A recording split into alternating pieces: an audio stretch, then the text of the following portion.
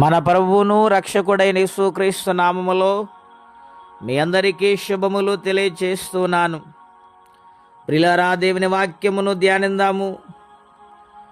Mark సువార్త 13వ అధ్యాయము 32వ వచనం. ఆ దినమును గూర్చి, ఆ గడియను గూర్చి తండ్రి తప్ప ఈ మనుష్యుడైనను పరలోకమందలి దూతలైనను కుమారుడైన ఎరుగరు. జాగ్రత్త పడుడి, మెలకువగా నుండి ప్రార్థన చేడి, ఆ కాలం ఎప్పుడు వచ్చునో మీకు తెలియదు. ప్రియులారా, పరిశుద్ధాత్మ దేవుడు మార్కు సువార్త నుండి మనతో మాట్లాడుచున్నారు. యేసుక్రీస్తు ప్రభువారు 2000 సంవత్సరాల క్రితము శరీరధారిగా ఉన్న దినాలలో ఆయన అనేక మందికి ప్రజలకు యూదా పరిసర ప్రాంతాల్లో వాక్యం అందిస్తుండగా, బోధిస్తూ ఉండగా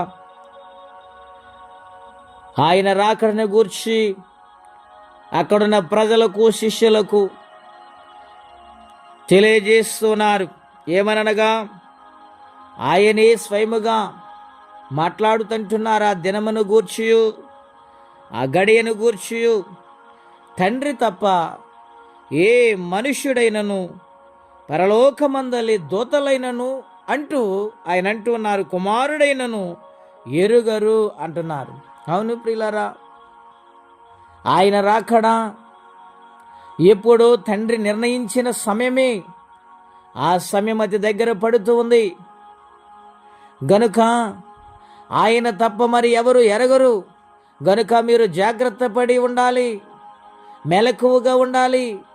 మీ ఆత్మీయ జీవితంలో దినదినము వృద్ధిలోనికి వచ్చినట్లుగా ఆయన సాన్నిధ్యములో ఎదగాలని, ప్రార్థించాలని మెలకువ తెలియచేస్తున్నారు యేసుక్రీస్తు ప్రభువారు.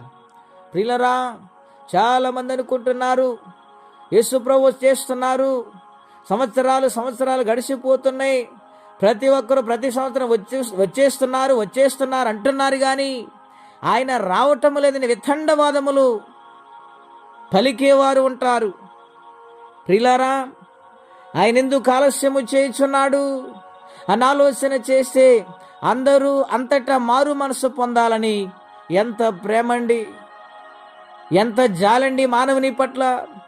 అది గుర్తించలేక ఇష్టానుసరమైన మార్గం వైపు తిరుగుతూ, దేవునికి కోపం వచ్చే పనులు చేస్తూ, దేవుని ఉగ్రతకు పాలైపోతూ మానవులు నశించిపోతూ ఉన్నారు.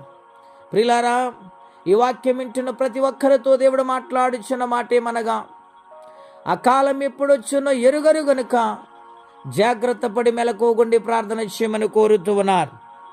గనుక ఇక్కడ ఒక అంశాన్ని యేసుక్రీస్తు ప్రభువారు ఉపమాన రీతిగా చెప్పారు. ఒక ఇంటి యజమానుడు తన కలిగినవి మనుషులకు అప్పచెప్పి దేశాంతరం వెళ్ళిపోయాడు.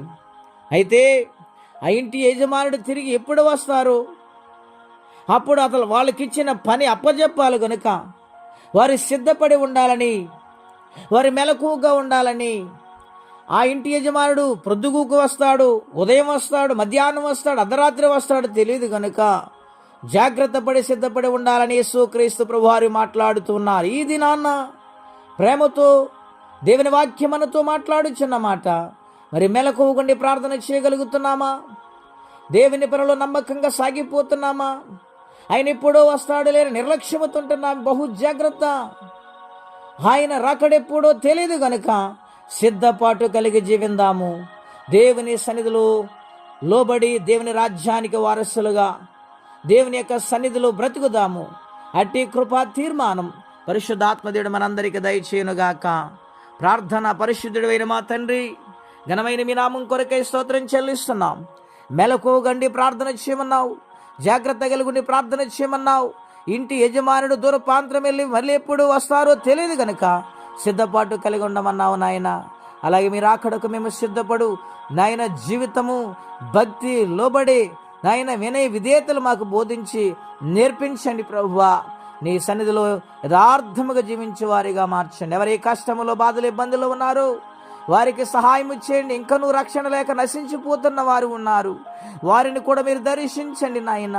నీ సత్యాన్ని గుర్తెరుగు వారిగా, నీ రాకడకు సిద్ధపడే నాయన జీవితాలు వారికి అనుగ్రహించమని, వారి కుటుంబాలను దీవించమని యేసుక్రీస్తు నామములో ప్రార్థించి వేడుచున్నాము తండ్రి.